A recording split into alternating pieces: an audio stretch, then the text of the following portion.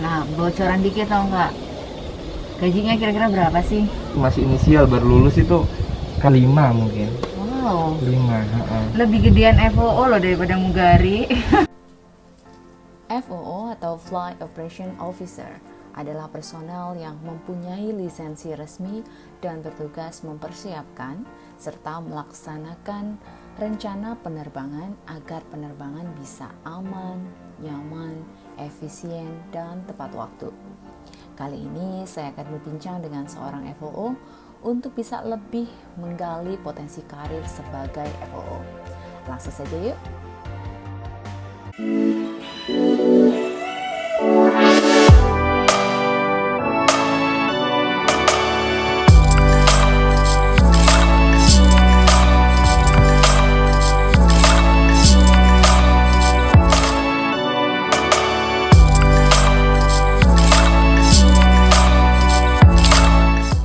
Assalamualaikum warahmatullahi wabarakatuh. Ketemu lagi dengan aku Tiwi, dan kali ini kita lagi ngesot di Apron ya. Temennya pramugara ya, atau pilot ya, udah biasa. Nah kali ini nih mungkin bagi teman-teman yang nggak pernah mendengar profesi FOO. Nah, aku lagi ditemani sama Mas Rofil yang merupakan FOO di salah satu sekolah penerbangan di Indonesia swasta.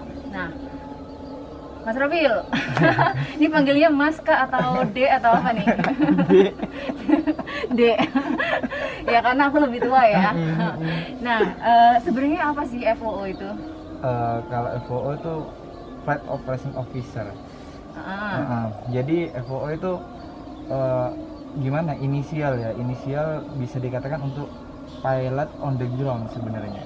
Oh, jadi yang dipelajari itu sebenarnya hampir sama dengan pilot yang ya? pilot pelajari, tapi untuk pengecualian tuh bedanya cuman pilot tuh sampai terbang, kitanya cuman di ground class aja sebenarnya.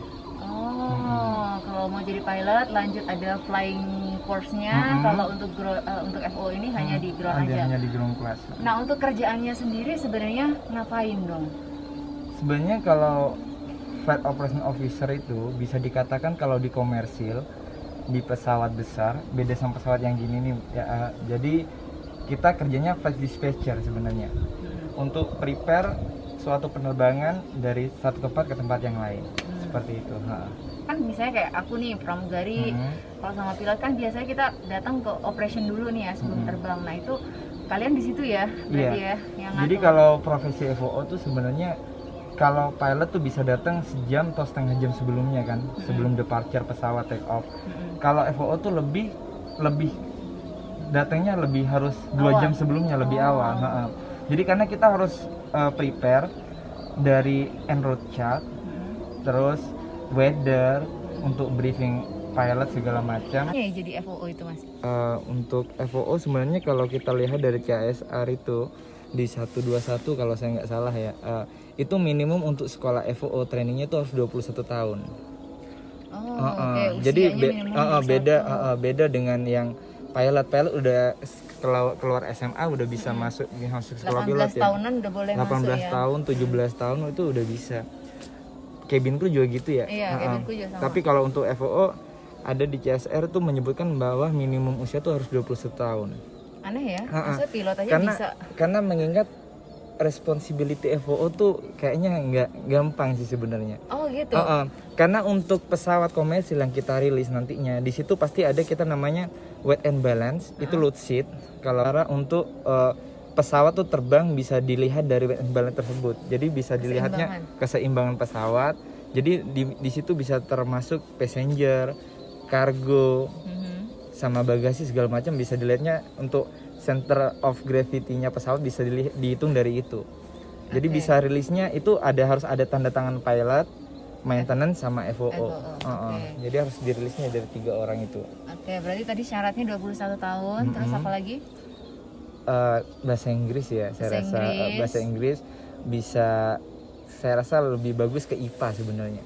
Karena hitung-hitungan. Tapi yang dari jurusan IPS selama ini ada yang masuk? Bisa masuk. Masuknya kemana nih? Sekolahnya itu pilihannya ada di mana? Di Indonesia itu banyak ya? Indonesia tuh banyak FOO. Termasuk juga tetangga kita API juga ada. Oh iya. Nah, Biayanya sendiri kira-kira berkisar berapa? Kalau saya waktu itu sekolah 2013 ya, berarti ya itu di MTC, Merpati Training Center. Itu perkiraan waktu 30 juta saat 2013. Wow.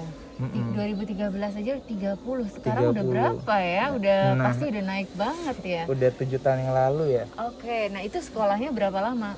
Sekolahnya itu kalau ground class kita tuh hanya 3 bulan.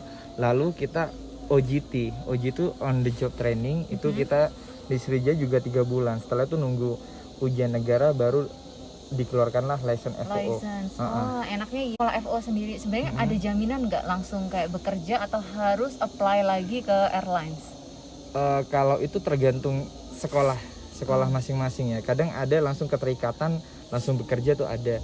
Tapi kalau saya di Merpati dulu karena kita juga bagus OJT-nya, kebetulan saya dibuangnya ke Sriwijaya saat itu. Karena waktu saat itu Merpati lagi goyang gara-gara fuel segala macam itu kan. Jadi dibuangnya ke Sriwijaya, OJT di situ 3 bulan. Sebenarnya kalau mau pengen masuk ke Sriwijaya tinggal masuk. Karena nggak perlu interview, dari chiefnya sendiri juga udah bisa ngelihat ketika siswa itu training di situ, bisa dilihat kan performanya bagus enggaknya kan bisa dilihat. Oh, dan itu biasanya ada penawaran langsung ya, ada untuk penawaran bisa langsung bergabung gitu ya. Internalnya itu. Oh, enak juga tingkat terus bisa langsung cepat kerja. Ya. Nah, dasarnya tuh cuman kita itu bedanya untuk pilot tuh langsung terjun untuk nerbang pesawat. Kalau kita responsibility tanggung jawab tuh hanya di ground. Termasuk ya itu tadi saya sebutkan lagi bahwa harus prepare di spesies. Ada yang cuman di vlog hanya ngebriefing, ada juga sampai ikut terbang, ikut backseat pesawat tuh ada. Buat apa itu? FOO on board itu. Jadi FOO on board itu dibutuhkan ketika di dalam tujuan base dari satu base ke base yang dituju itu membutuhkan FOO. Dan biasanya kalau FOO di kota tujuan, di rute tujuan tuh nggak ada, itu harus on board FOO-nya seperti itu. Peluangnya di situ sebenarnya kalau FOO. Kalau yang suka terbang jadi FOO on board enak banget sebenarnya. Sekolah yang dipelajarin tuh apa aja nih? Susah nggak Kak? Sekolah FOO ini? Apa gampang ini? Kalau disebut gampang juga nggak gampang ya, susah. Iya begitu adanya. Soalnya kita juga belajar tentang performa pesawat. Lalu kita belajar tentang basic gimana pesawat itu bisa terbang, cara ngitung pesawat itu gimana, cara baca cuaca itu gimana, baca meter itu gimana, adanya notem juga gimana, segala macam itu banyak juga. Jadi yang harus kita ketahui itu nggak gampang. Jadi kita apalagi di dunia aviasi itu ada yang katanya notem itu notice to airmen gitu kan. Jadi apapun yang ada di bandara itu maupun bakal ada VIP, bakal ada taxiway, ada perbaikan segala macam itu pasti masuk dan harus diterbitkan notem tersebut seperti itu. Dari satu batch, satu angkatan itu ada 12 orang. Jadi yang 3 tuh nggak sampai meneruskan karena waktu di OJT tuh soalnya kan harus kuat mental gitu ya. Jadi OJT tuh kita ngebriefing, apalagi kadang ada beberapa pilot senior yang tiba-tiba gimana nih mau terbang kemana nih, coba briefing dong, ada yang gitu. Tapi kalau nggak kuat mental ya udah kalau apalagi kalau baper udah pokoknya harus kuat mental lah jadi FOO itu. Belum lagi kalau kita ketemu senior yang killer gitu kan, dikit-dikit ayo kerjaan ini, ayo baca ini. Sedangkan kalau benar-benar basicnya kurang ya udah. Jadi memang di dunia aviasi tuh selain knowledge ya mental dimanapun mental harus ini ya sih, harus beradaptasi gitu lah. Di pramugari juga sama mental harus tuh mental. Nomor 1 sih. FOO itu Mbak Tiwi, kalau kita masuk ke satu tempat, sebutlah kita masuk ke Merpati atau Sriwijaya atau Kalstar segala macam ya, itu untuk uang license tuh dibayar. Sebenarnya kalau FOO, kalau udah inisial FOO udah kerja, alangkah baiknya sudah dipertimbangkan masuk komersil aja, karena itu ada jenjang di sini. Ke training school nggak masuk ke komersil apa udah nggak kepake ilmunya, udah belajar license-nya. Kalau license-nya sih nggak terlalu signifikan sebenarnya, tapi untuk ilmu-ilmu yang telah kita pelajari, cara kita sosialisasi, cara kita briefing, kan saya di sini ngurus siswa, jadi harus briefing weather juga. Mereka mau keberangkatan ke Sumeneb, ke Bali, ke Lombok, ke Solo, saya harus briefing itu mengenai cuaca, mengenai nanti prediksi anginnya kemana, itu harus saya briefing. Oke, itu kerjaan kamu di sini, Nah, briefing itu termasuk pilotnya yang instruktur juga di Nah, briefing nggak? harus di briefing, harus di briefing. Jadi kamu menyiapkan semua dokumen-dokumen Dokumen-dokumen dan itu. membriefing. Oke. Jadi kalau untuk di flying school tuh sebenarnya kita keep koordinasinya harus bagus gitu ya. Karena meskipun saya di BIFA, saya tetap harus koordinasi ke Angkasa Pura II, ke Airnav, karena menyangkut slot time. Kalau di flying school tuh harus ada slot time. Dan itu udah jadi pacuan Airnav untuk terbang pesawat-pesawat. Karena kan di Banyuwangi nggak cuman BIFA, ada sebelumnya ada MUFA, ada Merpati, ya kan, ada BIFA, ada API. Tapi jadi FOO itu apa sih, Kak? Enak nggak, termasuk pekerjaan yang enak nggak sih ini? Mungkin menjanjikan untuk karir? Untuk karir sih pasti menjanjikan sih, apalagi kalau kita di komersil, performan kita bagus, kerja kita bagus, selain naik gaji juga ada kelas-kelas jenjang karirnya ada. Bisa jadi apa aja itu? Kalau bisa jadi station manager juga bisa. Oh, station manager ya, kepala-kepala yang kepala-kepala di setiap airport itu ya. Kilo-kilo itu Kilo-kilonya itu. Oh, ternyata mereka harus punya basic FOO juga bisa. Oh, Dan lagi kalau nanti setelah sekolah FOO inisial masuk ke salah satu itu, bisa nanti nambah lagi ratingnya, ditambah oleh perusahaan itu. Kalau misalnya si perusahaan itu punya pesawat lain gitu ya. Bisa tambah ratingnya. Oke, nah bocoran dikit dong, Kak. Gajinya kira-kira berapa sih? Basic masih inisial, baru lulus itu kalau saya lihat sih sekarang basicnya aja nih. Basicnya belum yang uang-uang lain gitu ya. 5 mungkin. Wow. 5, Lebih gedean FOO loh daripada Mugari.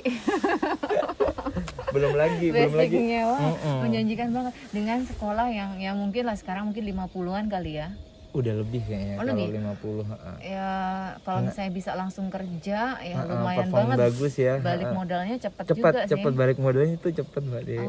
Oke, mungkin ada tips-tips khusus buat yang pengen jadi FOO, apa yang harus dipersiapin nih untuk bisa, berarti tahapannya harus sekolah dulu ya. Nah itu tesnya susah nggak, tes masuk sekolahnya? Tesnya tuh saya waktu tes di Merpati itu matematik ya. Matematika dasar? Matematika, lalu bahasa Inggris juga, fisika juga, lalu dan lagi medical dulu. Harus medical dulu. Oke. Seperti itu. Bahasa Inggrisnya bahasa Inggris biasa ya, bukan kayak TOEIC, TOEFL gitu-gitu enggak? Yang biasa aja. Tapi ada minimum kelulusan 80-an atau berapa? Iya, ada minimum. Oh, lumayan juga ya. Jadi syarat masuk sekolahnya aja cukup berat ya. Jadi kalau nggak bener-bener niat, ya kita sendiri yang rugi gitu maksudnya. Tapi ada mungkin yang sekolah FOO dan mungkin sampai sekarang mungkin belum kerja kayak gitu, itu ada nggak? Dan itu biasanya faktor apa ya? Kebetulan kalau dilihat dari satu angkatan saya itu semuanya udah kerja. Bahkan ada yang sampai jadi station manager teman saya itu. Wow, berarti sebenarnya kesempatannya banyak ya? Kesempatannya tuh banyak kalau FOO. Karena kan ada beberapa orang tuh kalau di dunia aviasi cuman taunya kan Mugari, pilot gitu kan. Kadang orang kalau nyebut FO apa sih FO gitu ya. Kadang ngerasa asing gitu. Padahal tuh FO juga ada ini pasti meliputi di dalam itu kalau dunia aviasi. Iya, aku juga taunya pas udah jadi pramugari baru tahu tuh. Oh, gitu. Setiap briefing kan, ternyata nih mas-masnya ini FOO gitu, baru tahu. Dan iya sih, aku suka ngeliat kadang di bawah pesawat ngitung-ngitung gitu pakai kertas. Nah, emang itu nggak pakai sistem komputer gitu sekarang atau? Kalau untuk sekarang sih sebenarnya udah by sistem semuanya. Kadang tapi kita harus ingat gitu. Maksudnya kalau memang sekarang sistem di mana-mana sistem Mbak Tiwi. Tapi kalau pas sistem lagi down, kita harus ngerjain manual. Atau harus tetap manual dan sistem, atau sekarang sistem aja? Sistem aja sebenarnya sekarang. Di sini juga sistem. Kalau saya ngurus flight planning, Kronos juga udah by system sekarang. Di flying school pun juga gitu. Wow, itu dia, semoga bermanfaat dan semoga buat kalian bisa jadi gambaran kalau ternyata itu ada karir lain yang luar biasa banget. Aku juga jadi tertarik nih sekolah FOO nih. Mungkin masih bisa nggak ya, udah umur di atas kepala 3 ini. Oke, thank you loh Kak Rofil atas sharing-sharingnya dari sore sampai malam nih sekarang ya. Dan sukses selalu untuk karirnya ya, insya Allah di sini sehat-sehat selalu. Amin. So thank you, wassalam, bye-bye.